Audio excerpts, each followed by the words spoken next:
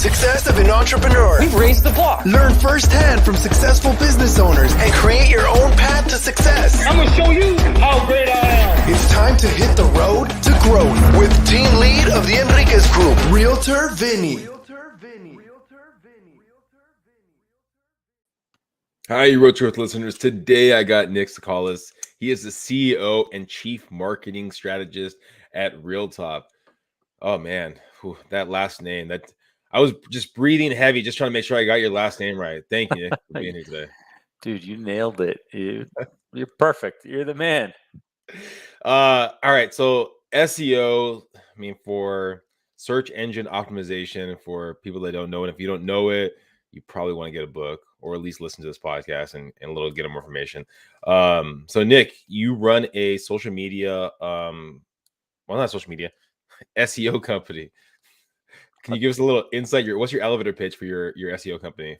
So we're beyond SEO. You know, we're needle movers. So we're a digital marketing agency that we're full service, meaning we cover all aspects of digital marketing, almost like a fractional digital marketing team for larger small businesses. So you've got a fast growing small business, you know, you got 30 employees, you're doing all the right stuff. You want to start delegating out all of the digital marketing tasks. You know, hiring some intern at a desk is usually not a good bet because they don't know what they're doing.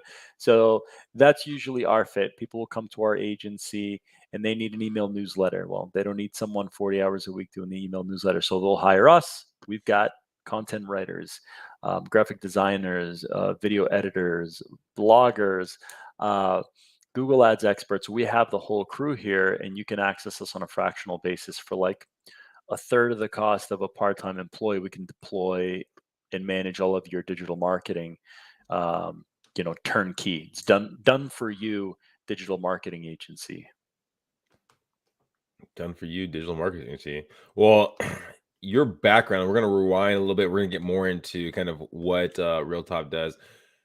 Let's rewind to a young Nik. Was a young Nik into digital marketing? Were they into social media? Were they the social butterfly? Who was a young Nik growing up? Yeah, young Nik was probably runner-up for class clown. My dad told me as a kid, he said, you talk too much, you laugh too much, you should probably laugh a little less, you should talk a little less, you should be a little bit more serious. Well, you know, 30 years later, Dad, it seems to be a benefit to be a butterfly. So yeah, I've been a social butterfly since I was a kid. Talk too much, say too much. You know, there's a lot going on in my little brain, and I've always been kind of a hacker. I've always been into how things work. So when I got into digital marketing, really when I got into business, knowing that I needed to make the phones ring, I really found digital marketing very interesting. I'm like, oh, what's this SEO thing? I need to figure this out. And I could have just hired a company to do it, but I'm incredibly curious. So what did I do? I started doing it myself. I started breaking things over and over and over. And I broke enough things with my own budget, with my own time, that now I can deploy marketing for clients all these years later, knowing everything to avoid, because I've already broken everything under the sun, because that's what I am. I'm a hack by nature since I was a little kid. But yeah, I was the kid that wouldn't shut the truck up, right? So here I am. Well, let's talk about breaking things. I mean, what kind of businesses were you doing at a young age where you were using SEO and I guess not looking to break stuff, but ended up breaking stuff? I'll tell you, my dad owned a restaurant for a long, long time, and he operated the restaurant 24 hours in the city of Boston. And when things got really competitive during the day, a lot of competition, a lot of margin compression, you know, it was just becoming incredibly competitive. We needed to find a way to kind of niche the business. And one thing we did is we went heavy with nighttime business, overnight business, and no one wanted to be open. So we're like, hey, let's be a big fish in a small pond. You know, 99% of the city's asleep, but the 1% that's awake, let's get in touch with all of them And where during the day we're only, most businesses are only serving, within a mile or two of their locations. Because we're the only ones open at night, we're able to serve all of Metro Boston, Hmm.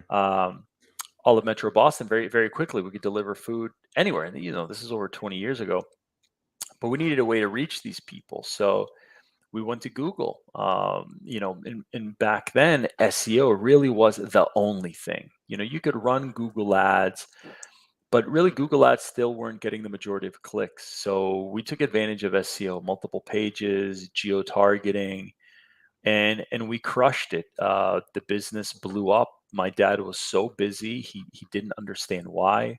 Then we expanded into Google ads. He got busier, he still didn't know why. And one day he asked me, he's like, whatever you're doing, he goes, can you please turn it off? I was like, what do you mean?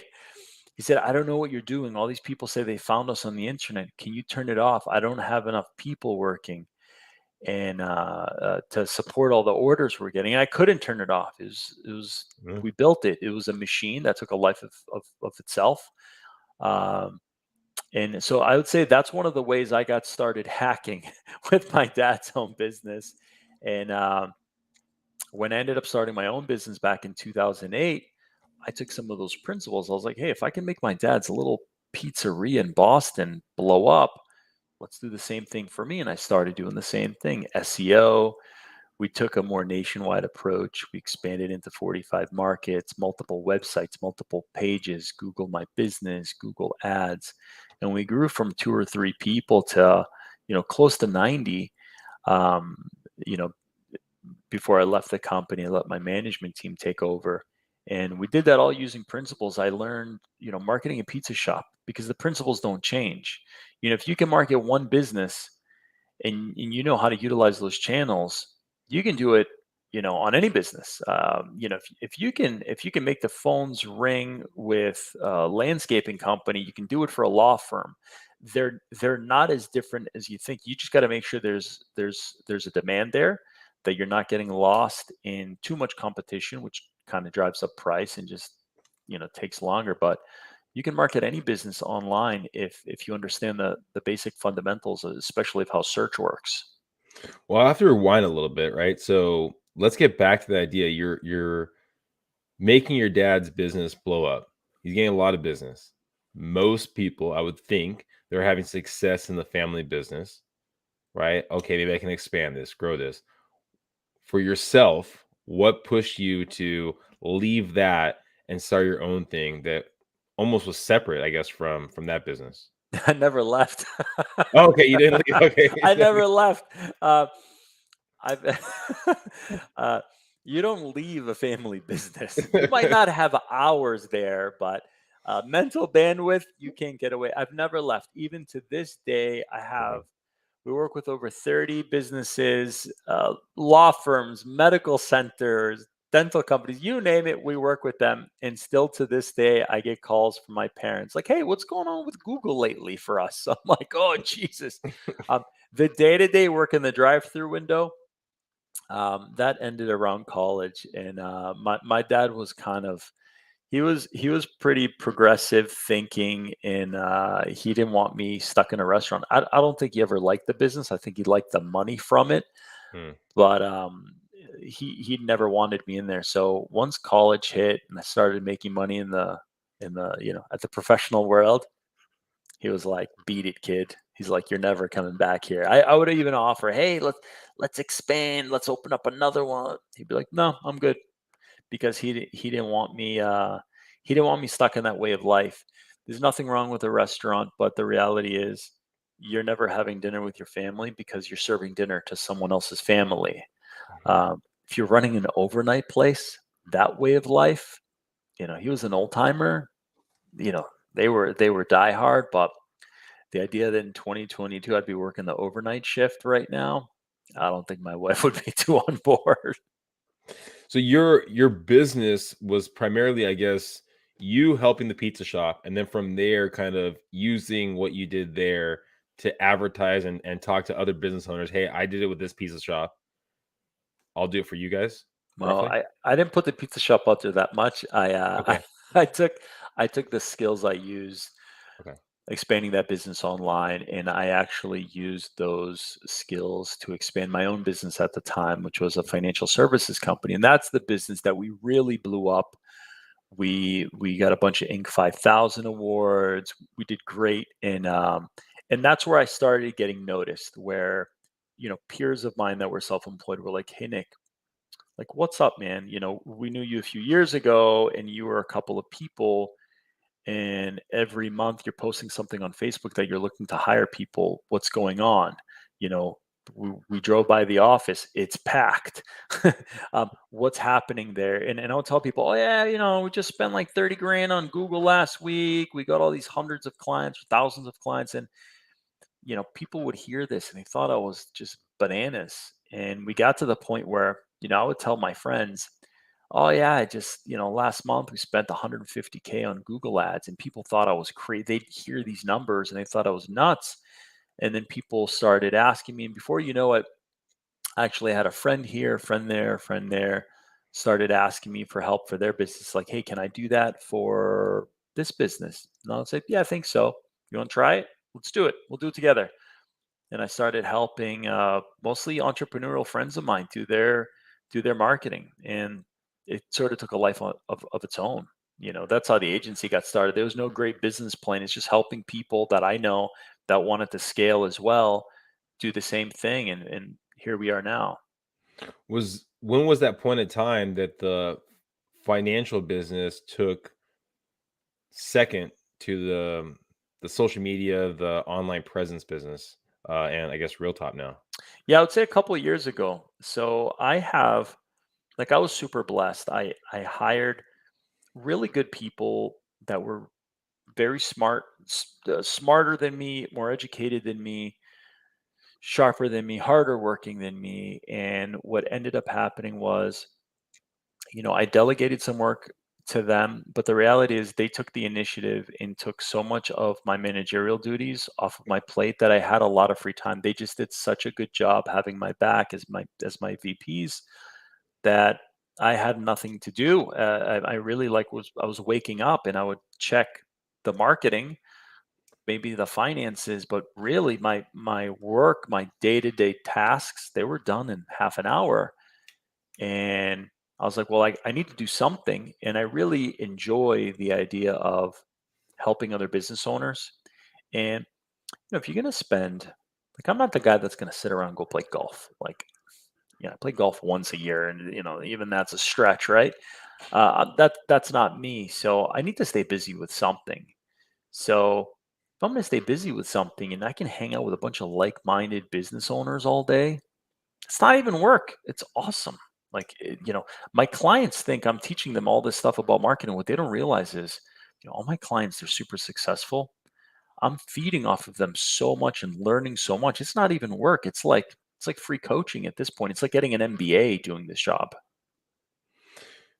Now, online, Google Ads, all those platforms, the algorithms, I would think so, have changed over that 20-year period of time from when you started to today. So how are you keeping up to date on what's working today compared to what was working last month, last year, a couple years back? It's a good question, and actually, this goes back to what you were saying. You're like, "Hey, Nick, you're running an SEO agency." So some people are running a social agency, an SEO agency, a Google Ads agency, and the problem with that is, Google, for example, just search. It's constantly changing. If you just Google search something, and for your listeners, just Google something now, and just look at how the results look on the page. They look completely different than what they looked like 3 years ago, and then 3 years prior to that. Now you see 80% of the page is ads. There's nothing on the side, right? So if 80% of the page is ads, when I'm working with a business owner that relies on search to feed their family, to make payroll, they need those sales, they need that traffic. I need to adjust when those search results change. I need to adjust. And now, hey guys, we got to emphasize Google Ads because that's where Google is sending people. That's the majority of the commercial traffic's going there. Um, so being a Google preferred partner, to answer your question, we're constantly getting updates on changes that are happening and changes that are in the pipeline. And also, working on Google search all day long, and also Microsoft search, or what they call Bing, you're constantly seeing small little nuances changing, every week. Little things that aren't even being announced. Um, but if you're doing any sort of digital marketing, you need to adjust, because right now, again, we have ads at the top, Google My Business right below that, and organic has been pushed down to the bottom. If I was only an SEO agency and that's all I did, I'd be in trouble, because now I wouldn't be able to really serve my clients completely. So that's why we're a full suite digital marketing agency. So if that page changes and my clients need more Google ads, we go there. If we need more Google My Business, we go there. If social is the place to be, we go there. We have to be able to go somewhere very, very fast, because that's how quickly the changes are happening. So are you still doing the day to day, or do you have other people that specialize in each avenue of your business? Yeah, we have specialists in every single avenue, whether it's content, graphic design, video editing, Google PPC or pay per click, um, Google My Business, SEO. We have specific people on staff that are fantastic in each of these categories. And what I typically do, or my function along with the rest of the strategy team, is we come up with the strategies, like the needs. So when we meet with a client, it's not, hey, when you sign up for Google Ads, uh, we might find in doing a forecast that that's not the platform for them.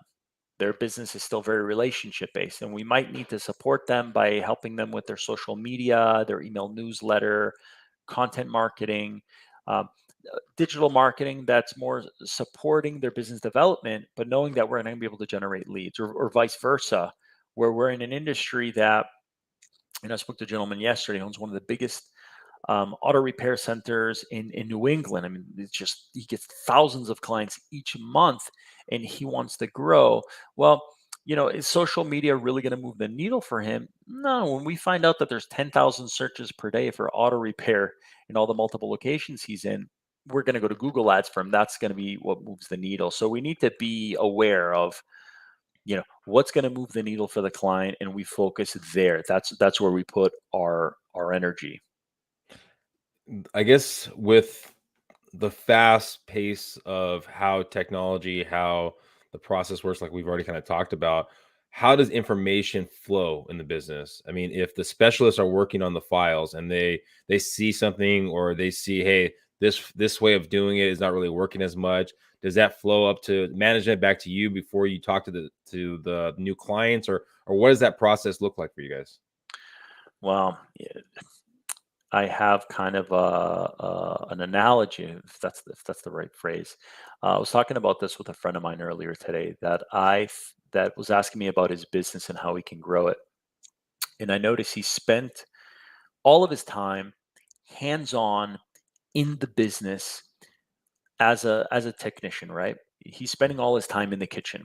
And I told him, hey, your strength is business development. You need to be going out and hunting the meat, bringing it to the kitchen, and letting the chefs, chop it up, cook it, and serve it to the customers. But the reality is, if you spend no time in the kitchen, um, then ultimately what happens is you're completely disconnected. Mm. You could be bringing meat into the kitchen that no one wants to cook, and then no one wants to eat. So I think what needs to happen is, if the business owner is made himself, the head of business development, right? And the business owner tends to be the lead marketer of the business. Mm. You're going out there, you're schmoozing, you're bringing in the deals. What I would say is dedicate a block of time, whether it's one day a week, 5 hours, 2 hours, whatever that block is going to be, and spend it in the kitchen. Okay. Spend it in what's happening, the technical side of your business. It will strengthen you when you're out there doing business development. Uh, you'll understand what's going on with your clientele. You need to know what's happening. If you look at all the great, I use these restaurant analogies, but if you look at all the great restaurants, the owner is typically the host, right? He's the guy at the door. He's smiling and greeting people. He's going around the tables, relationships, but he takes blocks of time where he goes into the kitchen and he inspects what everyone else is doing. He's not completely out of touch. So I would say if you could spend 90% of your time being the host, uh, in 10 or 20% of your time in the kitchen knowing what's going on, I think that's a good mix. But for me, I'll take all of Monday and I'll spend it reviewing every campaign, every client, every week. Then we make a list, point of interest, things that are working, things that are not working in campaigns. And then I'll let my team kind of go to town on that task list, and then we'll follow up the next week, or we might do it twice a week. But that's the way to do it. Over the years of building this business, I mean, there's probably been a lot of things that you've learned over the time that you probably wish you would have known before you started. Is there anything that kind of pops to mind when you think about, oh my gosh, if I knew this or that, I would be in a better place than I am today? Yeah, I'll tell you, it's going back to books like E-Myth Revisited. Mm. Um, you know, eh, you cut grass, and all of a sudden, you own a landscaping company, but you're the guy going around and cutting the grass. You don't really, being self-employed and being an entrepreneur, they're two very different things. The majority of self-employed people are just working in their businesses. So I think it's really important that, and I wish I learned this. I wish I learned this earlier, and I wish I implemented this quicker in my previous business. Become an owner as quickly as possible. Be the designer, be the architect of what your business should be. Put in place the metrics. Um, Hire good people to pull the levers. Hire good people to manage. Hire people to think. But let people do the job. Be an owner. You can't wear all the hats. So I would say if I were to if I wish I knew earlier that that being an owner is not the guy doing all the work. Okay, hire good people, pay them awesome, let them make incredible livings, let them build careers within your company, and they will bring you up to these amazing heights. Like they'll bring you to the top, and you don't have to be in there 24/7. It's just not necessary. In fact, it's not effective if you're going to grow a real company. Mhm. Talking about growing and expanding, where do you see your business in the next 5 years? Yeah, I'd say we had some goals early on where I was wearing a bunch of the hats, and slowly we've been delegating. I think our goal is really just moving up market. We start out by helping a lot of small businesses. The onesie twosies. You have a couple employees and you're trying to improve, and it's a good feeling when you can help a really really small enterprise grow.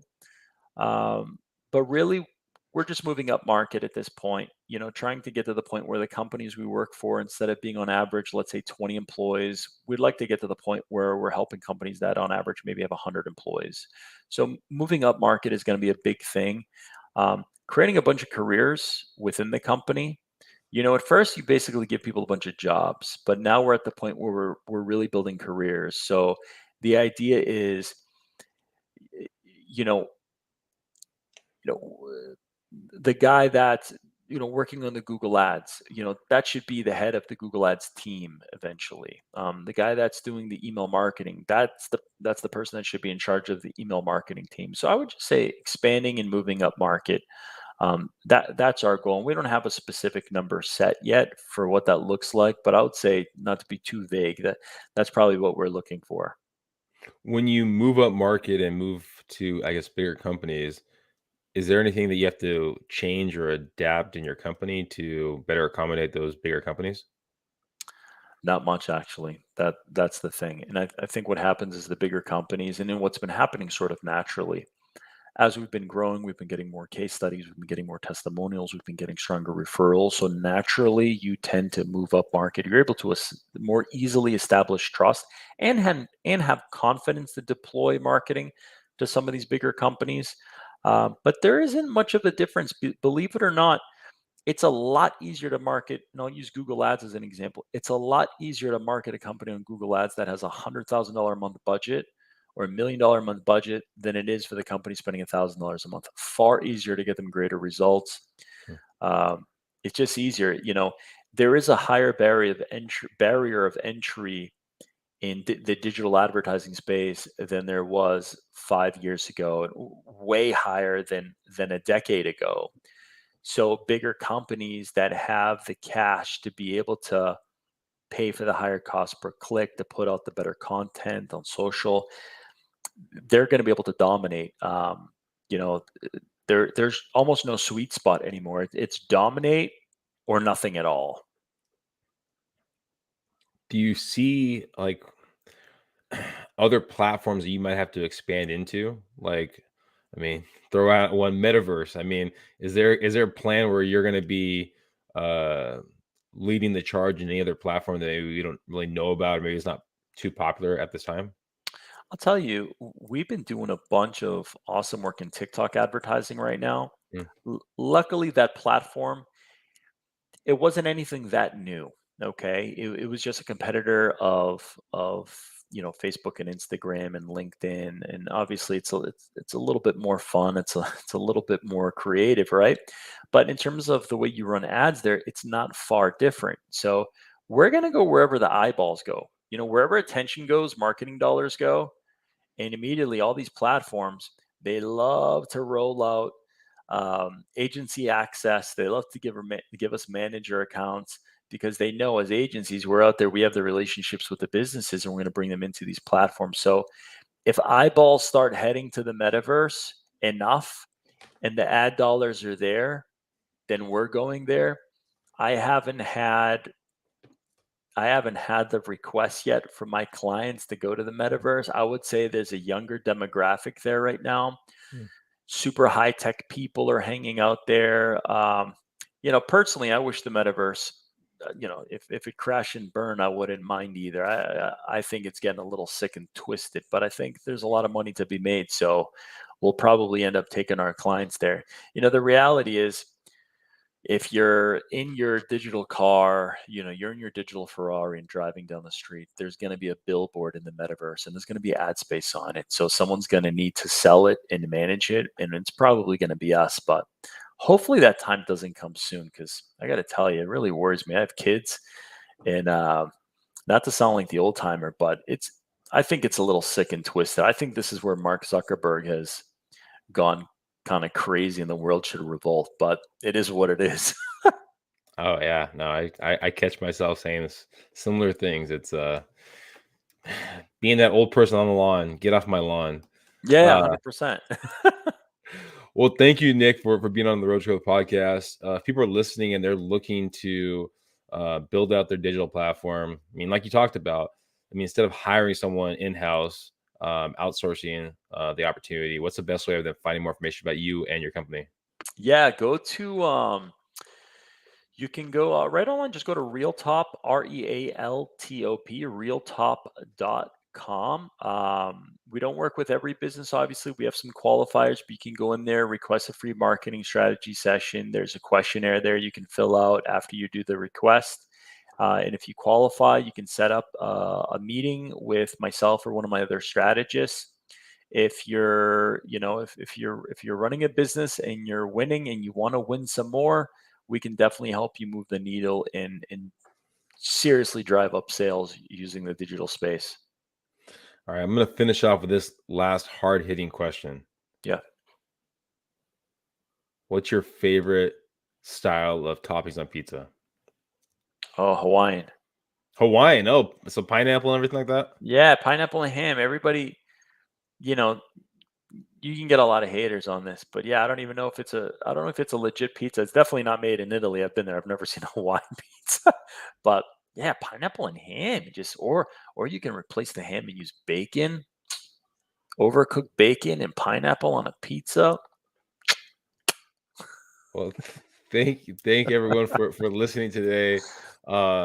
Just because you might not have the same mindset of Nick on pineapple on pizza doesn't mean he can't be the great partner for you to allow you to get on social media, get your name out there, be that pizza shop in your area, whatever you might be. You might be that barber shop in the area that just has to say one day, I'm just getting too many calls. I'm getting too much business. I can't handle it. That's a good problem to have. Everyone, please subscribe, please share, go in the show notes and find Nick. Bye, everyone.